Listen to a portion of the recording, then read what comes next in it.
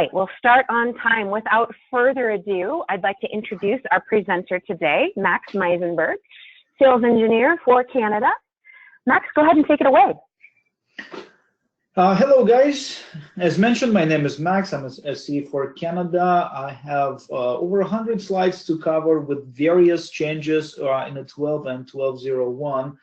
12.01 is not available yet, should come online in a GA release in about 2 weeks. So I'm looking forward for that. But I think it makes sense if you're not upgraded yet to wait a couple of days and then upgrade to 12.01. There's lots of information, which is critical. So I'm going to go through. There'll be no time, most likely no time for Q&A, but send the questions and then I'll respond individually in emails to you guys. So 12.0 and 12.01. These slides are a little bit mixed because I combined the global changes into one page. So you'll see the logic of changes. This is, again, a mix between the two versions, existing and upcoming in 2 weeks. What we have, the very first thing, there's new OS compatibility setting, which is a 12 or higher. So whenever you go to your policy manager, you can actually specify that option. If you're upgrading with the latest client, you can specify that this is a newer version and then save your configuration to a new device. Or in a 12.1, there is going to be an option as save as, and this is primarily for deployment with the rapid deploy. So if you want to configure your save your configuration for a specific version, then you'll be able to do that in a 12.01. Make sure your version that you're saving is matching what actually is configured on the device. So if you're getting a new device, you'll have to go for the activation portal for my products, and you will see what current version you have there, and so you'll save your configuration to make sure that it matches your setup. Major update in this release is the gateway antivirus in 12.0 and following is no longer AVG as we had it before. It's a Bitdefender, and it's a very important update. The signature set is better. Updates are coming faster. The success rate and security rate is higher. Performance, on the other hand, is actually better. So we have all the reasons to deploy this with us for 12.0 and higher. The most critical thing about this upgrade is that starting January 1st, the previous version of AVG will stop updating because we're discontinuing the engine. So if you're managing your customers, you have customers, you have to notify them. We already sent notifications multiple times, but people typically don't read them. So please be proactive, ping them, notify them, send them an email, give them a call, because after January 1st, we're no longer supporting AVG. There is going to be no updates. So this is a very important change in our operating system. In terms of the signature set, there's 2 signature sets. There's extended and enterprise. The older models or smaller models will have extended, and enterprise for the bigger models that have more memory, they will have better security. So again, if security is, well, security should always be your priority, but smaller boxes obviously can't handle all the signature set. If you're configuring a virtual appliances, then if you want to have an enterprise signature set, you need to have 2 gigs of memory or more. Moving on, this is more details about initial deployment is actually taking time as you're going to deploy. It's an incremental update, but you still need to download signatures, so it can take anywhere between 7 to 10 minutes depending on the speed. And for the cluster, it will also take some time to propagate the information. So keep this in mind. Do not, if you're running a production, do not upgrade during working hours. Wait for after hours and then upgrade. There's a question. Go ahead.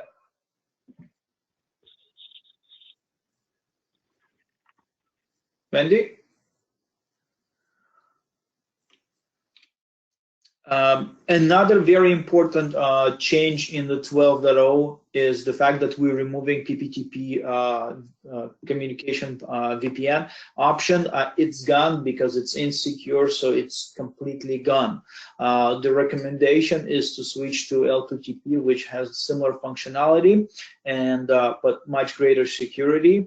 If you have users and policies associated with that, with the existing PPTP, like you had groups that you created locally, they will be renamed upon upgrade, and then you will see PPTP users legacy groups. You still can reuse them. The configuration, everything which was related to PPTP will not be accessible. So you want to make sure, if you already have PPTP configured, you'll have to make the changes. You'll have to use L2TP, or you can switch them to SSL, IPsec, whatever is more comfortable for you.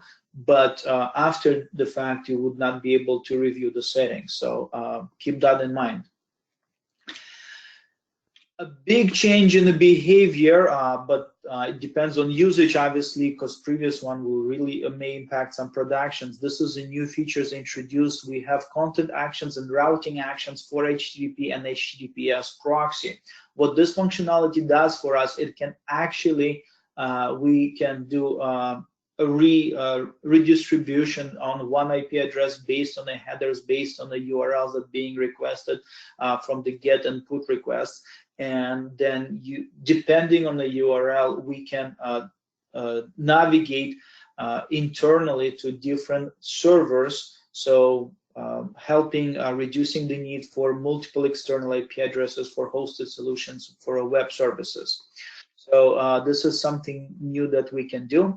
Another feature that we introduced in 12 is TLS SSL offloading. So if you have lots of burden on your local server in terms of encryption, that decryption process and analytics and security can happen on the firewall, and then clear text traffic through HTTP will be routed to your web server. So your web server will be less busy, and we're providing you more security. There's lots of behavior and visual changes introduced with this one. So if you're hosting web services, it's a very important, powerful feature and can reduce load on the web server. I highly recommend you to dig into it. There's options to redirect, match the header in the certificates. We can see, let me grab you a slide. So we have, it's under setup actions, and there's a content option, and the content option will allow you to build and redirect. So as you can see, we have a routing options where we'll navigate sites in question or URLs in question. So let's say you have example.com, which goes to the main website, but there is a blog which hosted because of its behavior on a different machine somewhere else on a different IP address. So you can separate the two and have different security parameters if necessary. You can change internal ports if necessary for security, performance, configuration reasons as well.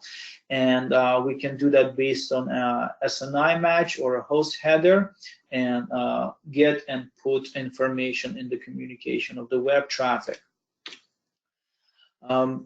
There is lots of options for routing, and again, as I mentioned here, if you are, if you're using, let me show you a slide which relates to static NATs, because typically this is how you're going to use your option. This is the one. So if you are using static NAT option to bring the traffic from the outside to the inside, you have to use the policy default routing option. This slide. So you see routing action, use policy default, you'll have to keep it. Otherwise, if you use something different, the static NAT will not work. So you'll have to choose which way you want to use it. In our perspective, it doesn't matter. There is no difference in terms of performance or anything like that. So quite a lots of options for hosted solutions, and again, if you're using them, go ahead, read the documentation and implementation steps, because this can help lots of our customers. Content inspection action and server proxy actions change the whole page, looks differently right now. So for most part, this page right here would be a whitelist page, and then for anything which doesn't match this list, we can apply security actions or content actions, which will allow the certificate offloading or a header redirect based on your settings. So you build your rules, you build your policies. The interface looks a little bit different. So before you go to a new customer, make sure you get yourself familiar because you can get lost. It looks a little bit different. So here's the routing options.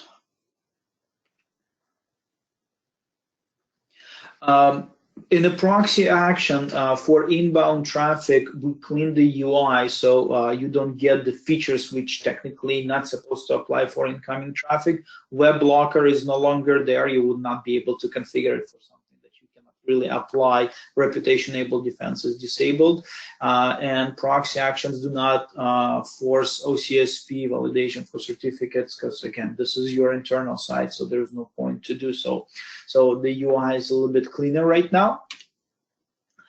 The content inspection, DPI as we used to call it, is now in a different section. It's at the top. You click and you have the options to enable inspection. As you can see here at the top, we can see inspection is enabled. The content action would be on the different page at the bottom. Right? You used to enable content inspection and select your action on the same page. Now it's actually at the bottom of the page here. When action is set to inspect, you will choose your content action. Okay. You can also, and many people not aware of that, it's been introduced a little bit earlier, we have an option to bypass certain categories for content inspection. So if you're doing HTTPS, content inspection, deep packet inspection, you can do that based on your web blocker and a bypass for performance reasons or security concerns, privacy concerns. You can bypass categories, for example, like financial, medical, government institutes, so you don't analyze that traffic if necessary. Moving on, there is a new introduction. There is IMAP proxy available. IMAP v4 TCP 143, IMAP SSL TLS is not supported. So keep this in mind.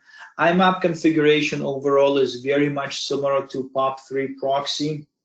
Most of the same actions and behaviors are available as on POP3.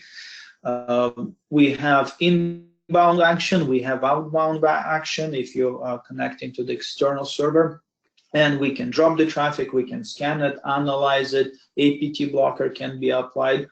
Pretty much all the standard procedures that we used to have for POP now is available in IMAP. Application control is there, intrusion prevention, gateway AVs, spam blocker, and APT. All of these features are applicable for the IMAP proxy. If something is being stripped, there is a text that's going to be appended to the message, and it will be WatchGuard deny message attached. So keep this in mind, and you can modify it accordingly, similar as we had with our SMTP proxy.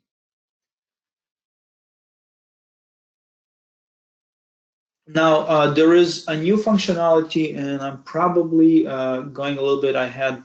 There is a later slide that's available. For IMAP and SMTP, we have a zero-day prevention with APT blocker. And what's going to do now, instead of letting the file in if we are not aware of what it is, since we have the ability to cache the entire email transaction, either SMTP or IMAP, we're going to host it on the box, we're going to query the cloud, and if APT blocker tells us it's good, we're going to let it through. If it's not good, we're not going to let it through. So 0 days in the email is one of the most popular ways to deliver malicious and 0 days. So we're now going to detonate everything in the cloud before the message is actually arriving to your network. We're not going to follow up with the solution. I'll get some technical details a little bit later. In with the wireless controller upgrade in the latest versions, there's more stability, more security enhancements available for most of our access points. And it's this firmware is available and supported by WSM 11.12 or higher. So, well, obviously, you or most likely you're going to upgrade your XTMs and fireboxes and the virtual appliances anyway, so that's not a big concern. But if you're going to upgrade your APs right now with the latest and greatest, that can be a problem if you're running older firmware. So make sure both of them are up to date. The upgrade increase and speeds up pairing. Okay, so it's taking less time to discover new access points. Major changes: wireless scanning interval is reduced increased from 1 hour to 4 hours, and this allows us a little bit more more resources, so it's not as busy as it used to be. What else? There is certain changes. You can upload, change uploads and downloads with SSIDs. Okay. And older SSIDs, the 100 series, only support download rate. Okay, so you can do certain limitation for bandwidth with the new firmware. Restarting wireless, right now, if you're doing a manual or scheduled restart, it will automatically come in and will try to do a better channel adaptation, and will find better communication channels. This is very practical in like big buildings, big offices with the multi-tenants and lots of Wi-Fis. Outdoor channels only are enforced on 102 and 322 AP, so you would not be able to disable that. Disabling DFS channels also no longer an option for outdoor APs. Okay, rate option is now by default is set to auto. Well, the option is removed and set to automatically. It figured it out.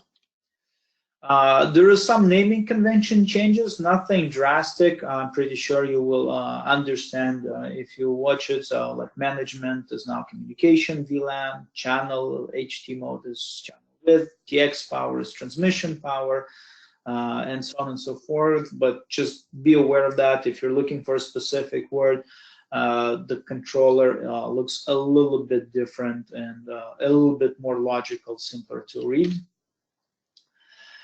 VPN settings, overall there's lots of changes in 12.0 and going up. All of the VPNs, old parameters, all securities are being removed. Okay, so keep that in mind. So by default, the new it's a SHA-2, IS-256, PFS is enabled by default, and SLA life is changed to 24 hours. You don't really need to memorize anything like that. The only thing that should come into consideration, if you're trying to do drag and drop VPNs with some older appliances which are not upgraded yet, the default policies are different. So please keep that in mind. You'll have to have new profiles for all the devices, making sure that they're matching on both sides. Or if you're doing manual configuration and you're clicking just next, next, next, like most people do, now that will not match between the 12.0 and the older version. So you need to make sure that the profiles, security profiles, do match on both sides. Another consideration, older devices, 505, 510, and so on, there's a whole list here. They do not support SHA-2, so that option is not available. So once again, if you're connecting to older appliances and you're trying to establish channel, you'll have to create a different security profile for these devices to handle.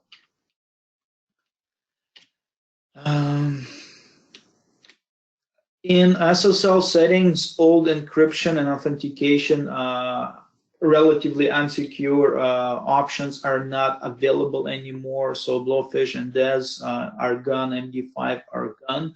If you are upgrading your configuration, Blowfish and DES will automatically be switched to IS-256. So keep that in mind. APT blocker for email only. Once again, email only now will be able to scan JavaScripts. So on top of whatever we had, JavaScript is introduced for email communications. Keep this in mind. And here's more detailed slide that I was talking earlier about SMTP and IMAP proxy, scanning messages, scanning attachments. Now we're holding a connection, and there are certain explanations here. So if the communications, an email connection, either IMAP or SMTP comes through the Firebox, and we're sending the new file, which we've never seen before, to the cloud for analytics, and that takes longer. Okay, if it takes longer, we're not going, and the sending server disconnects from us, right, for whatever reason, then we're not going to let the file in. If they retry, we're going to hold to that MD5 in our registry, and next time we're going to process. So you may see certain delays if you're receiving lots of messages, so keep that in mind. Web blocker enhancements. Web blocker is going over HTTPS now. It used to be unsecure. If you are going through a proxy, if you are behind a NAT device of some sort and going to the proxy, make sure that that communication is now available because it changed to HTTPS. Another addition to the web blocker, you have the ability to change your cache size. It used to be 5,000 entries maximum. Now you can play with that. And you can also specify the expiry time for these entries, optimizes performance in the low speeds environments. Don't put too many entries if the box is relatively small, obviously. So these are certain enhancements. Default settings, I think I have a slide later. If we cannot connect or the license expires, now the settings are set to deny the traffic. Large IPS signature is now available with the latest release. So optimized, it's for small devices, T10 2 series, and Fireboxes, the virtual appliances which have less than 4 gigs, they have a smaller set, 1,800 signatures.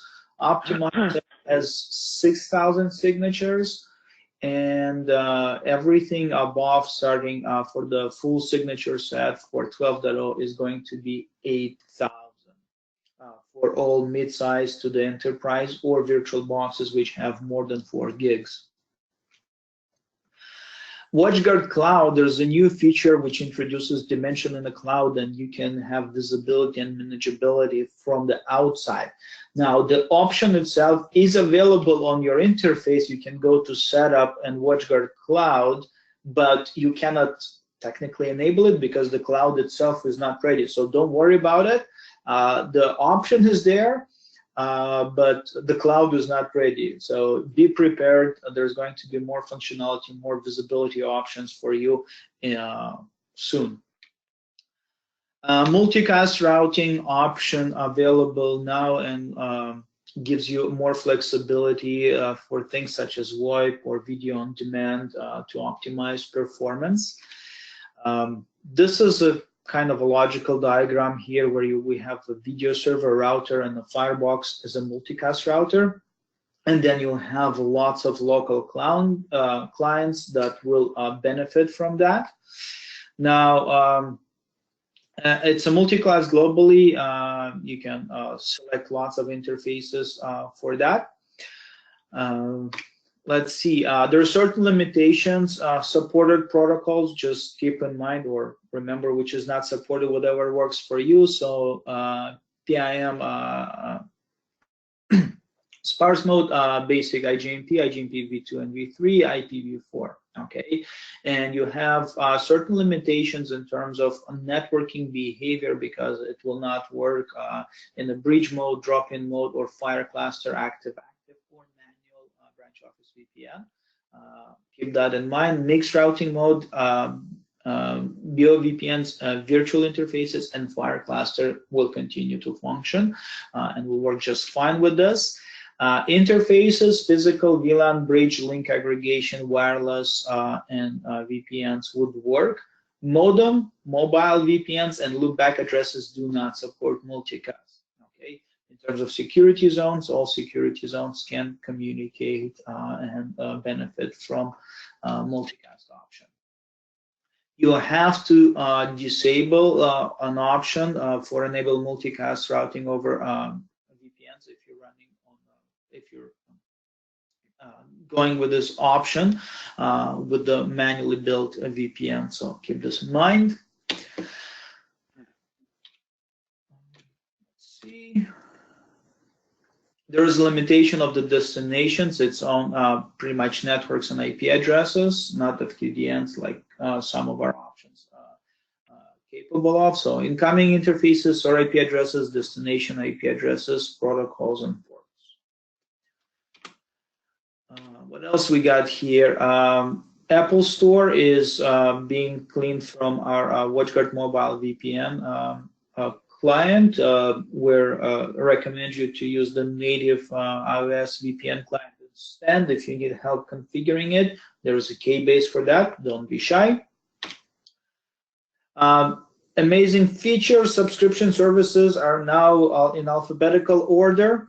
YouTube for Schools feature, which is gone for quite some time. It's no longer available and visible, configurable in 12.01. Don't worry about it. It's not supported by Google, so we're cleaning the interface. Security services enhancements in 12.01 for antivirus. We have more options. If the file is too big and we didn't scan it, what do we do? And also we can do, we have options to do if the file is password protected or anything like that. So you have the standard options. I'll get to that. You allow drop block if necessary. Another option here, you see this enable gateway antivirus, and basically what this does, if you click on this box, it's going to change all the actions where it says allow to AV scan, and vice versa. If you disable it, AV scan will change to allow. So keep this in mind. In the new version, there is a change for the sizes, and it's automatically updated and modified according to the size of the box. So bigger boxes obviously can scan bigger files, and it makes perfect sense. So small boxes 1 meg, maximum 5, 2 and 10 for entry-level businesses. Mid-size will be 5 to 20, and larger models will have 10 and maximum of 20. The action, as I mentioned, will be allow drop and blog, and logging is enabled by default.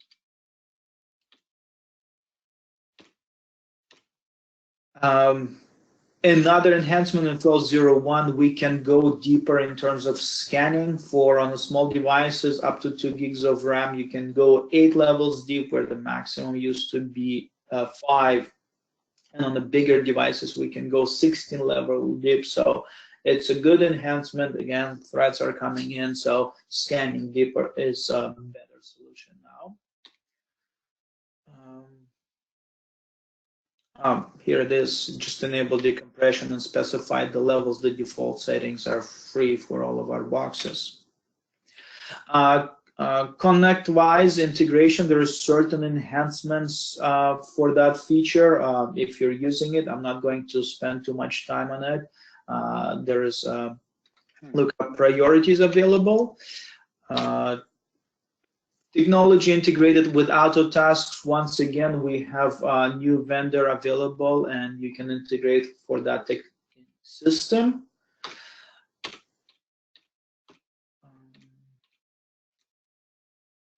Wireless enhancements with the 12.01, there is a new software available for AP225, which will be available soon.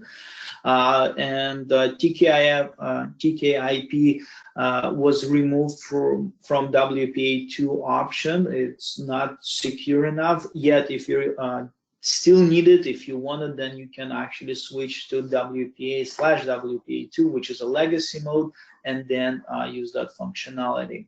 Okay, list of frequencies is being updated, and preferred channels will be based on the country and availability. What else we have? There is a new option for remote support for watch guardians to connect to your device, and you have an option to create and have a timer set for this admin to log in for 1 day, 1 week, 1 month, or 3 months if necessary, with a temporary with temporary password which will expire at certain time. So in 12.01, you'll see at the tools option support access, and you will specify an automatically generated password, or you can create your own credentials and specify the expiration time. There is more options in securities with the default settings. So if you licensing the box up front, right? If you're running through the wizard, now the executables and DLLs are instead of being denied, they're scanned with the antivirus. Okay, APT blocker on a higher level is set to drop instead of block. I can see where this can be handy. And intrusion prevention, low level used to be set to drop, now it's set to allow. So small security changes. Again, we're looking at analytics, what triggering cases unnecessary. So here are some changes. This is the slide I was talking about, the default actions if web blocker is not available are set to deny and block. If you want to restore them to whatever to the default ones, it will set them to bypass if necessary, or you can just change it manually. It's up to you. And I think I made it. I'm sorry that I went a couple of minutes over, but this is in a nutshell what is available in 12 and 12.1. Once again, the critical stuff, remember the antivirus upgrade and the fact that PPTP VPN is getting out of the product.